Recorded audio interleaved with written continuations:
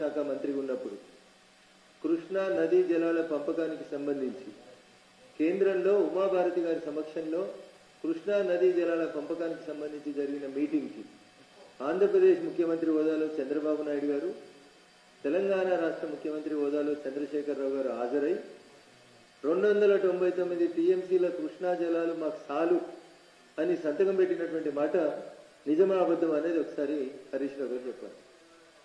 If I'm not wrong and subject to correction, September 2016 లేదా November 2016లో కేంద్ర జలవనరుల శాఖ మంత్రి సమక్షంలో ఇద్దరు చంద్రులు ముఖ్యమంత్రుల హోదాలో పోయి సంతకం పెట్టింది.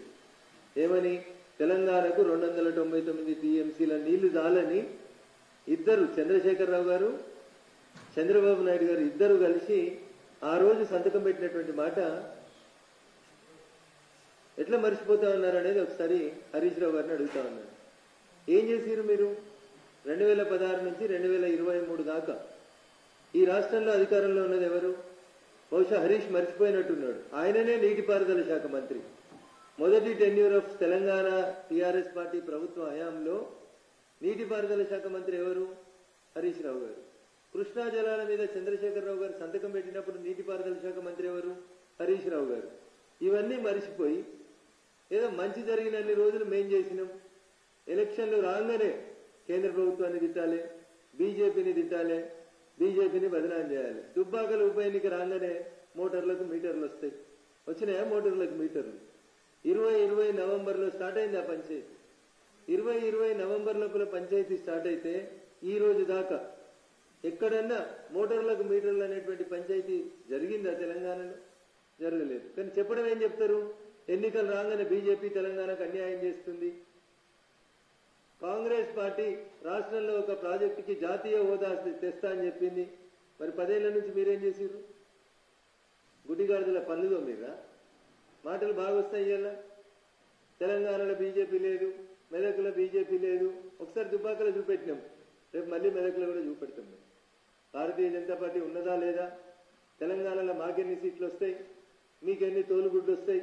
Big zero. BRS will be a big zero in the parliament elections. ఒక్క సీటు తెచ్చుకోమని చెప్పుర్రు ఆ కుటుంబానికి. నిజంగా మీకు చేతనైతే, మీ పరిపాలన మీద మీకు విశ్వాసం ఉంటే, మీరు చేసిన 10 ఏళ్ల పాలన మీరు గొప్పగా చేసినామని అనుకుంటే, నేను ఓపెన్ గా సవాల్ విసురుతున్న బీఆర్ఎస్ పార్టీ నాయకులకి. మాటలు బాగా మాట్లాడుతూ ఉన్నారు రోజు తలుపులు పెట్టుకొని. మీ 5 కదా ఆల్రెడీ పోటీ చేసిన వాళ్ళు 4, దొడ్డిదారులు వచ్చిన సడకుని కొడుకు సంతోష్, 5 ఉన్నారు కదా. మీ 5 పోటీ చేయరు ఎంపీలకి. మీకు నచ్చిన ఎంపీలు పోటీ చేయండి.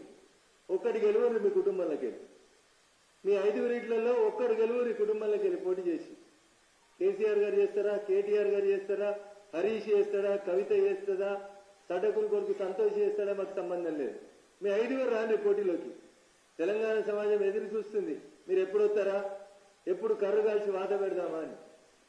నేను ఓపెన్ గా చెప్తా ఉన్నా, తెలంగాణలో ఉన్న 17 పార్లమెంట్ సీట్లలో BJP will be the number 1 party. We will get highest seats in Telangana when compared with other political parties that are existing in Telangana. ఇది సవాల్ అనుకుంటారా, ఛాలెంజ్ అనుకుంటారా? నిజంగా మీకు చేతనైతే మీరు రాండి, 5 రాండి. ఎవరికి డిపాజిట్ వస్తుంది, ఎవరికి డిపాజిట్ రాదు, ఏ ఊర్లో ఏ పార్టీ ఉన్నది, ఏ ఎంపీ ఎవరు గెలుస్తారు, ఫీల్డ్లోకి రాండి. ఎందుకు? ఇంకో 15 రోజులు అయితే అనౌన్స్ అవుతాయి కదా, ఎన్నికలో షెడ్యూలో నోటిఫికేషన్ ఏదో ఒకటి వస్తుంది కదా. రాండి. ఇది చేత కదా వాళ్ళకి. ఏం చేతనవుతుంది? ఎవరికి పైసలు ఉన్నాయి, ఎవరిని తోలుకొద్దాం, ఎవరికి అమ్ముదాం సీట్లు. పోయినసారి అమ్మారు కదా, 2019లో ఎట్లయితే అమ్ముకున్నారు అన్ని 100 కోట్లకే. నేను చెప్పలే ఈ మాట. నల్గొండలో సభ పెట్టి కేసీఆర్ చెప్తున్నాడు, ఆ క్యాండిడేట్ని, నల్గొండ క్యాండిడేట్ని చూపించుకుంటా, నరసన్న నువ్వు నాకు 100 కోట్లు బాకీ ఉన్నావు, పేపర్లలో సోషల్ మీడియాలలో అందరు చెప్తున్నారు నేను 100 కోట్లకు నీకు టికెట్ అమ్ముకున్నానట అని. ఆ పేపర్లో చెప్పుడు ఏముంది, ప్రజలంతా చెప్పారు ఏ టికెట్ అమ్మినావు, పోయినసారి ఎంపీ సీట్లు అమ్ముకున్నారు, ప్రజలందరికీ తెలిసిందే. ఇప్పుడు కూడా మళ్ళీ పైసలు ఉన్న వాళ్ళు ఎవరున్నారు, ఎవరిని వద్దామా అని దొరకబట్టి సమీక్షల పేరిట కార్యకర్తలకు ఇయ్యరు. వాళ్ళు శంకరమ్మకు సీటు ఇయ్యరు, తెలంగాణ ఉద్యోగాలు పనిచేసిన వాళ్ళకి సీటు ఇయ్యరు, ఎర్రల సీన్ లాంటి వానికి సీటు రాదు, పార్టీ కోసం పనిచేసిన వానికి ఎవరికి సీటు రాదు.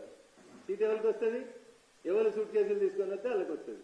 ఎవరు 100 కోట్లు ఇస్తే వాళ్ళకి సీట్లు వస్తాయి, ఎవరు 500 కోట్లు ఇస్తే వాళ్ళకి సీట్లు వస్తాయి. వీళ్ళట ప్రజలలో విశ్వాసం ఉందంట. మెదక్లో భారతీయ జనతా పార్టీ 1998లో గెలిచింది.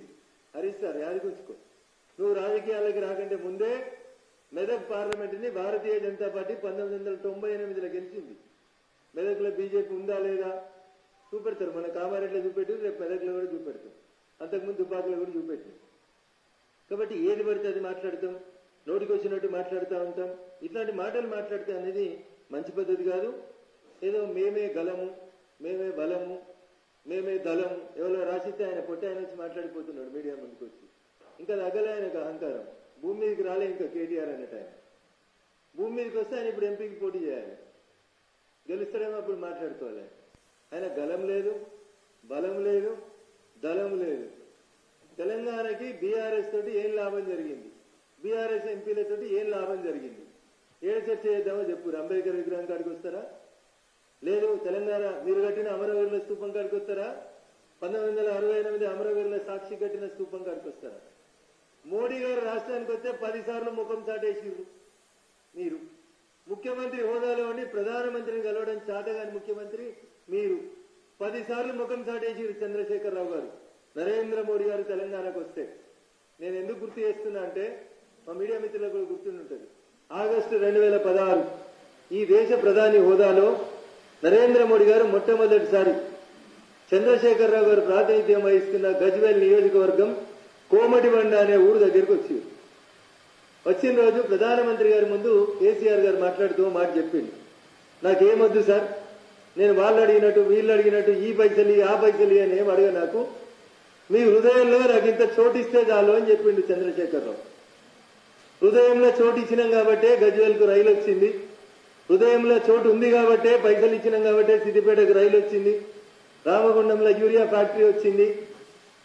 15 రోజులలో మీరు కడతా అన్న యాదాద్రి థర్మల్ పవర్ ప్లాంట్ కి ఈ దేశంలో ఏ ప్రధానమంత్రి ఏ కేంద్ర మంత్రి 15 రోజులలో అనుమతులు ఇవ్వలేదు. ఇచ్చిన ప్రభుత్వం నరేంద్ర మోడీ గారి ప్రభుత్వం, ఇచ్చిన మంత్రి ప్రకాష్ జవదేకర్ గారిని అసెంబ్లీలో బల్లలు కొట్టించింది ఇదే చంద్రశేఖరరావు గారు. మరి బీజేపీ ఏం చేయలేదు, కేంద్రం ఏం చేయలేదు, మీరేం చేసింది? ప్రధానమంత్రి దగ్గరికి ఈ దేశంలో ఉన్న అందరు ముఖ్యమంత్రులు వస్తారు, ఆఖరికి పినరసి విజయన్ కూడా వస్తాడు.